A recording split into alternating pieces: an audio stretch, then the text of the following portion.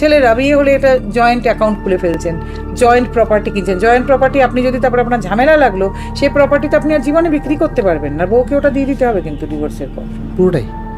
বউ যদি বিক্রি করতে রাজি না হয়, তাহলে তো ওই প্রপার্টি ওরমই পড়ে থাকবে। আপনি কি করবেন? তাহলে তো দফা করতে হবে যে বিক্রি করি, হাফ টাকা তুমি, হাফ টাকা আমি।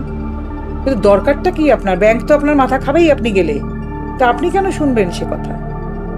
জয়েন্ট অ্যাকাউন্ট, বউ এদিকে টাকা নিয়ে তুলে ফাঁক করে নিচ্ছে যখন আপনার ঝামেলা শুরু হয়ে গেছে।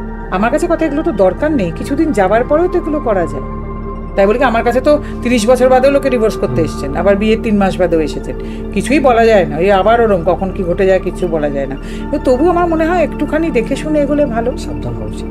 একটু দেখে শুনে। এত জয়েন্ট অ্যাকাউন্ট, জয়েন্ট প্রপার্টি, এত সব জয়েন্ট লকার, এটাও কিন্তু বারবার বলে দিচ্ছি শ্বশুরবাড়ির লোকজনকে, জয়েন্ট লকার করবেন না কিন্তু। হ্যাঁ, বলবেন তোমার গয়না তুমি তোমার মার কাছে রেখে এসো।